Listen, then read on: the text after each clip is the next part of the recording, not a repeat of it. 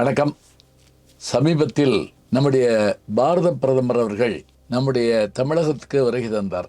தூத்துக்குடி நிகழ்வையும் தொடங்கி வைத்துவிட்டு பிறகு கங்கை கொண்ட சோழபுரத்திற்கு வருகை தருகிறார்.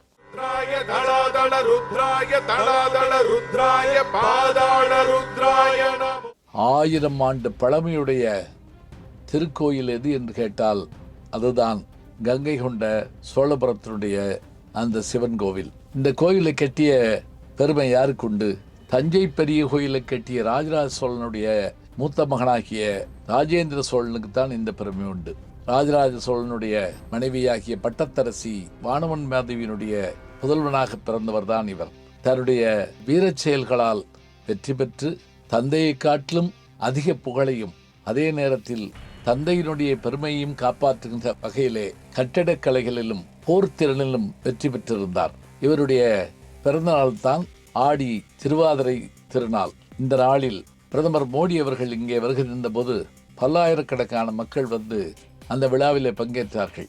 யுனெஸ்கோ நிறுவனம் ஏற்கனவே இந்த கங்கை கொண்ட சோழபுர கோவிலை பாரம்பரிய தலமாக அறிவித்திருப்பது பெருமைக்குரிய ஒன்று. பிரதமர் அவர்கள் இங்கே கங்கை நீரை கொண்டு வந்து எப்படி ராஜேந்திர சோழன் தன்னுடைய வெற்றி படையெடுப்புகளால் கங்கையும் தாண்டி அங்கிருக்கிற அந்த மன்னர்களை வென்று புலிக்கிழி பறக்க விட்டதோடு கங்கை நீரை 1000 பேருடைய தலையிலே சுமக்கச் செய்து கொண்டு வந்து இங்கு சோழகங்கம் என்ற ஒரு ஏரியை ஏற்படுத்தி அதை இன்றைக்கும் பாதுகாக்கும் வகையிலே அவர் செய்திருக்கின்றார். இந்த பெருமையுடைய கோயிலுக்குத்தான் கங்கை நீரை கொண்டு வந்து அபிஷேகத்துக்கு கொடுத்தார் நம் பிரதமர். அவரே கைகளிலே தீபாராதனை காட்டியதும் அங்கிருந்த பெருமக்கள் அவருக்கு வழிபாடு செய்வதும் பெருமையாக இருந்தது.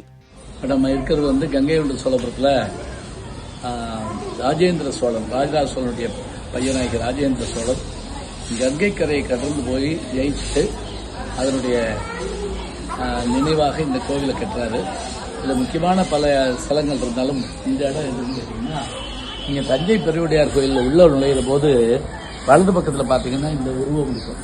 இவர் யார் அப்படின்னா, இவர் தான் சண்டிகேஸ்வரர். சண்டிகேஸ்வரருக்கு பட்டம் கட்டுதல்ங்கிறது அந்த காலத்து மரபு. சோழ மன்னர்கள் தங்களுடைய பட்டத்தை ஏற்கிறதுக்கு முதல்ல சிவபெருமானுடைய அந்த அருள் வேணுங்கிறதுக்காக அவருடைய மகன் இவருக்கு பேர். ஏன்னா இவருக்கு அந்த சிவலிங்கத்தை அப்பா காலில் வெட்டி இது பண்ணி உதச்சிட்டாருங்கிறதுக்காக அவருடைய காலையே துண்டிச்சவர். அப்படிப்பட்ட பெருமையுடையவர் தான் இவர். மணியாற்றங்கரையில் பிறந்தவர். அத்தகைய அவருக்கு வந்து சிவபெருமான் பட்டம் கட்டி கோயில் பொறுப்பு அவர்கிட்ட கொடுக்குறாரு. அதனால நம்ம போகிறப்ப கோயிலை சுற்றி வர்றப்ப அவர்கிட்ட அப்படி கை தட்டுறோம். அப்படின்னா என்ன அர்த்தம்னா, அவர் காது கேட்காதுன்னு அர்த்தம் இல்லை, நாங்கள் எதுவும் கொண்டு போகலை அப்படின்னு. கோயிலை பூட்டிட்டு இவர்கிட்ட தான் சண்டிகேஸ்வரத்தை தான் சாவி கொடுத்து போவாங்க. இவர் தான் இந்த பொறுப்பாளர். அப்படியே இந்த பக்கம் வாங்க. புகழ்பெற்ற சரஸ்வதி சிற்பம். இதில் முக்கியமாக என்ன அப்படின்னு கேட்டால், பூவே சாமிநாத ஐயர் தன்னுடைய என் சரித்திரத்தில் எழுதுகிறாரு. அதாவது அவங்க தாத்தா இங்கே வேலை பார்த்தாராம், கோயிலுடைய அர்ச்சகராக இருந்திருக்காரு. அப்போ தான் அவருக்கு ஒரு பெண் குழந்தை பிறக்குது. அது யாருன்னா சாமிநாதருடைய அம்மா. அந்த பொண்ணுக்கு, அதாவது சாமிநாதருடைய அம்மாவுக்கு இந்த சரஸ்வதியுடைய நினைவாகத்தான் சரஸ்வதின்னு பேர் வைக்கிறார். உத்தமதானபுரம் வெங்கட்ராமன் சரஸ்வதி தம்பதியினர் தான் சாமிநாதையர். இந்த சரஸ்வதியை தான் அவர் குறிப்பிட்டாரு. என் சரித்திரம் கண்டதும் கேட்டதும் நினைவு மஞ்சளில் இதில் நீங்கள் பார்க்கலாம். ராஜேந்திர சோழனுடைய பெருமையை சொல்வதாக இருந்தால், தந்தை எத்தகைய பெருமையுடையவராக இருந்தாதோ, நான்முடி சோழன் என்று ராஜராஜ சோழனுக்கு பெயர். அவருடைய மெய்கீர்த்தி எல்லா செய்திகளையும் சொல்லுகின்றது. அதுபோல ராஜேந்திர சோழனுடைய பெருமை என்ன என்றால், கடற்படையின் மூலமாக அவர் செல்லாத நாடில்லை என்று சொல்லலாம். இந்தோனேஷியாவுடைய தலைநகராகிய ஜகார்த்தா, இதுதான் ஒரு காலத்திலே ஸ்ரீவிஜயம் என்று அழைக்கப்பட்டது. அந்தமான் நிக்கோபார் தீவுகள், மாலத்தீவுகள், அதே போல முன்னீர் பழந்தீவுகள், இலங்கை என்ற அத்தனையிலையும் புலிக்கொடியை பறக்கவிட்ட பெருமை இவருக்கு உண்டு. கப்பற்படை வைத்திருப்பது சாதாரணமில்லை. தரைப்படை 4 வகை வீரர்களை கொண்டது. காலாட்படை, குதிரைப்படை, யானைப்படை, தேர்ப்படை என்று 4 வகை.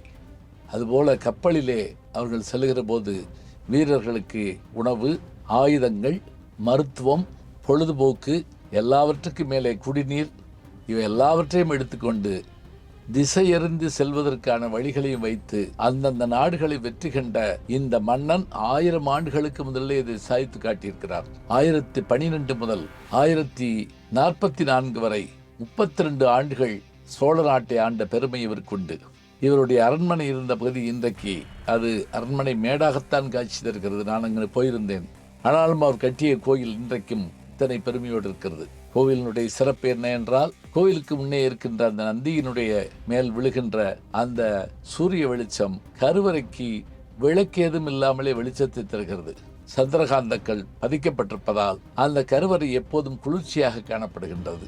இத்தகைய பெருமை மிகுந்த இந்த கோவில் 1000வது ஆண்டில் மீண்டும் உலக மக்களால் நினைவுகூரப்பட்டிருக்கிறது. தமிழரின் பெருமை தரணியெங்கும் சென்று சேர இந்த விழா உண்மையில் நமக்கு ஒரு மகிழ்ச்சியை தந்திருக்கிறது. கங்கை கொண்ட சோழபுரத்தினுடைய இந்த அழகை நீங்கள் பார்க்க வேண்டும் என்றால் பாலுமகேந்திரா அவர்களுடைய படத்திலையும் பார்க்கலாம், சங்கமம் என்ற படத்திலையும் பார்த்திருக்கலாம். பழமையும் பெருமையும் சிறப்பும் கொண்ட இந்த பிரகதீஸ்வரர் கோயிலை குடும்பத்துடன் ஒரு முறை பார்த்து வாருங்கள். வரலாற்றை நாம் அறிந்து கொள்ள வேண்டும். நமக்கு தெரிந்து உலக அதிசயங்கள் என்று சொல்லுகிற போது அது 7 என்று சொல்லுகிறார்கள். ஆனால் தஞ்சை பெரிய கோயிலையும் கங்கை கொண்ட சோழபுரத்தையும் சேர்த்தால் அதனையும் தாண்டி வரும் என்பது உண்மை. உலக அதிசயமான இந்த கோவிலை எல்லோரும் போற்ற வேண்டும், போற்றி பாதுகாக்க வேண்டும். அடுத்த தலைமுறைக்கு வரலாற்றை நாம் சொல்லிக் கொடுத்தால்தான் அவர்கள் நினைவில் கொள்ளுவார்கள். நல்ல செய்திகளை நாளும் சிந்திப்போம், நாளை சந்திப்போம். வணக்கம். ஜி ஞானசம்பந்தன் யூடியூப் சேனல் பாருங்க. உங்களை தேடியே உங்க வீட்டுக்கு வருது. கேட்காம ஒரு விஷயம் உங்களை தேடி வருது பாருங்க, அதை பிடிச்சி வச்சுக்கோங்க. நம்முடைய யூடியூப் சேனலை சேர்ந்து Instagram, Facebook, Twitter, blog, WhatsApp channel என்று அத்தனையிலும் நான் முன்தொடர்ந்து செல்கிறேன். நீங்கள் பின்தொடர்ந்து வாருங்கள்.